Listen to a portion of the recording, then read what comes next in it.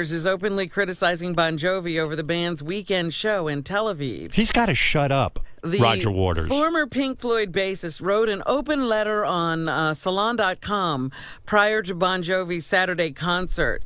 He accused the band of standing shoulder to shoulder with Israel and cited Palestinian casualties caused by the Israeli government. What is with Roger Waters and the Jews? You know what? Why does Roger Waters live in America, a country that was founded on white people coming in and obliterating the native population? How does he stand it? Why don't we just all leave? That's a good question. And if you take a look over there, Roger, genius, Mr. Pink Floyd, Israel is like, there are so many Arab countries and so much land around Israel. If you threw a pin in a pool, that's what Israel is. Picture a desert with no natural resources, no water, no oil. It was a shithole that nomads essentially would walk over. So they figured, where's the one place they can stick Jews where no one will be offended? They stick, because the Jews are getting killed all over the world. So they give them a little homeland on a desert where there's no water, where essentially no one could live. And no one did live there, despite the bullshit. And the Palestinians are these Arabs that could live in Egypt, they could live in Saudi Arabia, but guess what? Those countries don't want them either. So they have a country, and Israel has a little tiny country. And it bugs the shit out of Roger Waters. He can't fucking deal with it. He's writing letters to Bon Jovi. Don't go there. It's a terrible place. Where do you want the Jews to go, Roger? Where do you want them to go? You want them to just go back to the concentration camp? What is it you want, fuckhead? Waters had similar sentiments for Alan Parsons last winter. Alan Parsons, happy anybody wants to see him. When the Alan Parsons Project scheduled a show in Israel. What's with Roger Waters and the Jews? I mean, what is going on? I don't know what happened to him. I have a friend who's super Jewy, like Orthodox, keeps kosher, all that. And he knows Roger. I said to my friend, you're super Jewy. What's with Roger and the Jews? And he goes, is there something? And I knew he knew, but he wants to be friends with Roger. Oh, he just wants to be friends anyway? Yeah, so he doesn't want to hear about it. But what is with Roger? Why doesn't he explain what's going on? Why is he so bugged about Israel? There's so many countries in this world where you shouldn't be playing. Yeah, it's unbelievable. But someone goes to Israel, it's like he's like Curly from the Three Stooges. Slowly I turn, step by step. He's gonna write you open letters, Bon Jovi. I mean, there's a lot of countries that were formed in places where originally there was somebody else there, as we did in America. But all right, now it's there. Maybe Roger wants them all to move to the dark side of the moon. Maybe that's what the song's about. That's where the Jews could go and nobody would complain. Jews, go to the dark side of the moon and live. No one will complain. Although Roger might complain. He might say, hey, that's not right. Bon Jovi, don't go to the moon and play for the Jews. What is his story? An open letter. Like I said, this has happened before, but we have no explanation of why. I know Roger. I've seen him. I ran into him recently. He walked up to me and he went, thanks a lot. Oh, did he? That's what he said to me. And I went, you're welcome. I guess he's offended by me pointing this out. But well, if he wants to have his say, you can have your say too, can't you? Yeah, why can't I talk? Why can't I tell you I think you're full of shit? And it seems like you're a little too consumed with it.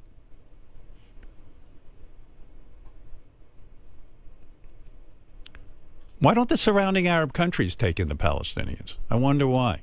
What's that all about? Is it because they want the Palestinians there so they can rag on the Jews and make sure they leave? What is it? What bizarro history is Roger Isn't reading? it enough time? Can't we just get over this? Roger should work on getting along with the rest of Pink Floyd. He can't even do that. He's so fucking worried about Jews and Arabs. Why doesn't he worry about, like, sitting down with David Gilmour or somebody? What do you think it is with him, Fred? You seem to know. I haven't a clue. I mean, he's just, it just makes no sense. Yeah. Why does he work on getting along with his wife? I understand they're splitting up. Yeah. I just read that in the paper. He's worried about the Jews and Bon Jovi. Roger, John just changed his name to Bon Jovi. Believe it or not. From what I understand, David Gilmour likes Israel.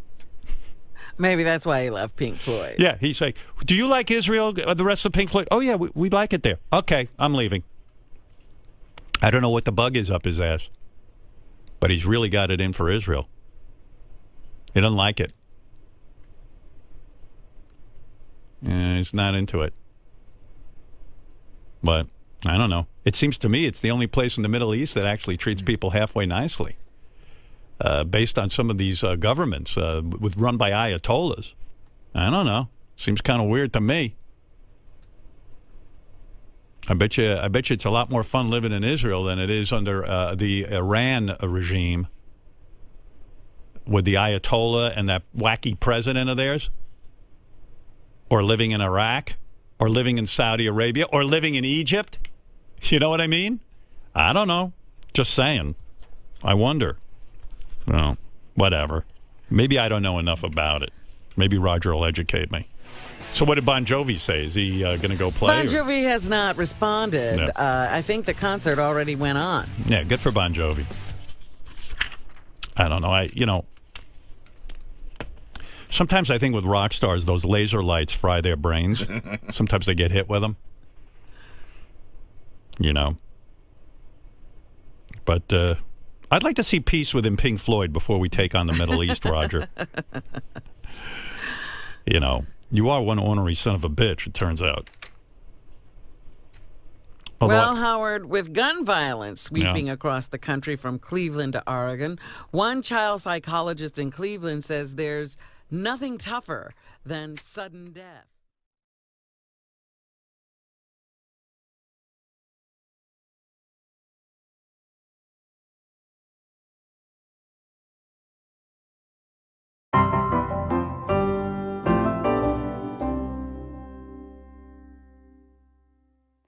There are 193 countries in the United Nations today.